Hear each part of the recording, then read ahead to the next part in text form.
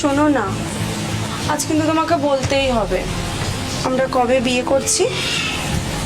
শোনো, সত্যি কথা তো তোমাকে বলি, তোমাকে বিয়ে করা আমার পক্ষে সম্ভব নয়। মা রাজি হচ্ছেন না। মানে কি বলছো তুমি? আমাদের সম্পর্ক হওয়ার সময় কি তোমার মায়ের কাছ থেকে তুমি জিজ্ঞেস করে সম্পর্কে এসেছিলে? এই তাহলে আজকে হঠাৎ তোমার মায়ের প্রশ্ন উঠছে কেন? উঠছে তার কারণ হচ্ছে মা আমার জন্য পাত্রী দেখেছে, আর আমাকে সেই পাত্রীকে বিয়ে করতে হবে। মা খুব অশান্তি করছে। কি বলছো তুমি?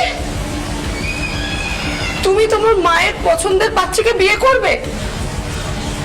উপায় নেই, মায়ের বয়স হয়েছে, আমি এই বয়সে মাকে আর কষ্ট দিতে পারবো না।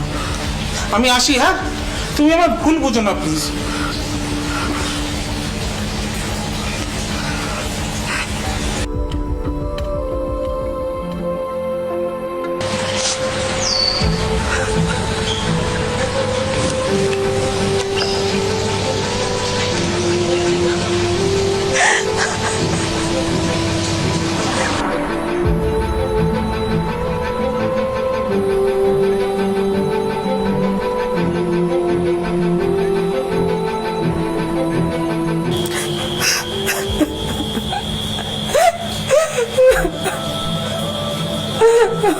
সব শেষ করে দিয়েছে।